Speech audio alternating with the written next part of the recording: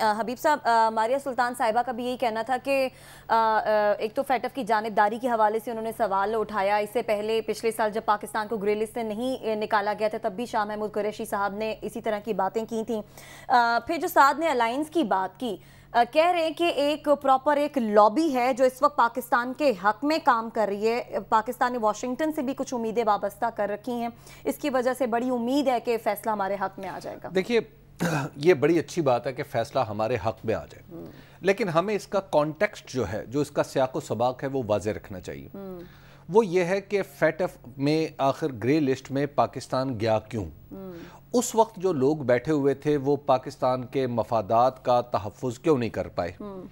اور اس کی وجہ یہ ہے کہ پاکستان کے اندر جو پورے کا پورا فائنینشل سسٹم تھا اس کے اوپر ایک سوالیہ نشان کیوں آیا؟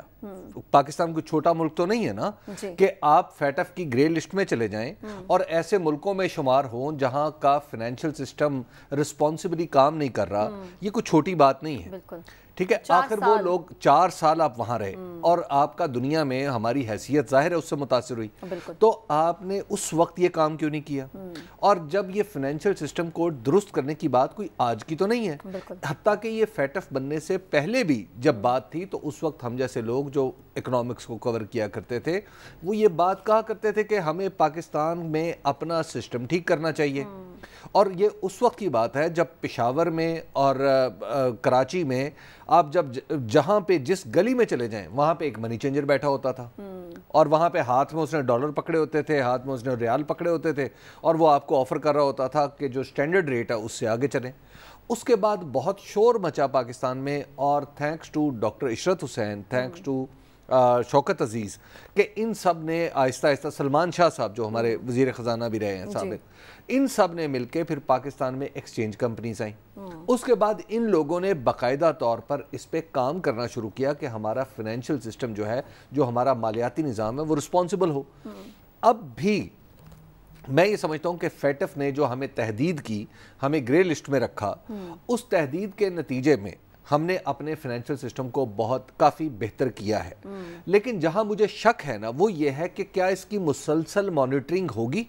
کیونکہ ہم بعض اوقات کام جب ہم پہ مشکل پڑتی ہے تو ہم چیلنج لیتے ہیں اور بڑے آرام سے وہ کام کر جاتے ہیں، لیکن کیا بعد میں اس کے اوپر ہم باقاعدہ مانیٹرنگ کریں گے؟ مجھے اس کے اوپر کچھ شکوک و شبہات ہیں ذاتی طور پہ۔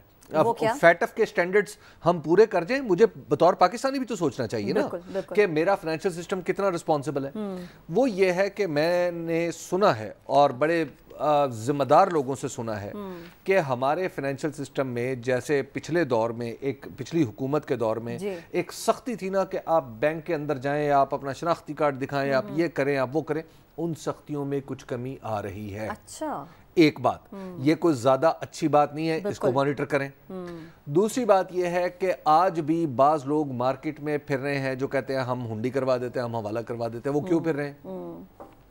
تیسری بات یہ ہے کہ آج بھی ہمارے ہاں اتنی بڑی مقدار میں کیش کا بزنس کیوں ہو رہا ہے؟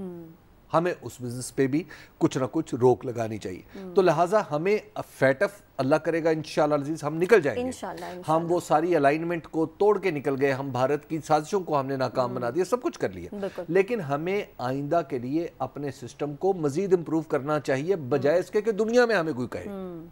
ہم خود کیوں نہ اپنے سسٹم کے اوپر نگاہ رکھیں۔ حبیب صاحب، تحریک انصاف اس پر کہہ رہی ہے کہ اب نون لیگ اس کا کریڈٹ لینے کی کوشش کرے گی، لیکن یہ کریڈٹ ان کی حکومت کو جاتا ہے، تو یہ تو واقعی بے وقوفی ہوگی کہ اگر نون لیگ کہے کہ جناب ہمارا کریڈٹ ہے۔ باتوں سے تحریک انصاف کو ایسا لگ رہا ہے اگر وہ کریڈٹ لیں گے تو ان کے گلے بھی پڑ جائے گا، پھر وہ لیں تو صحیح۔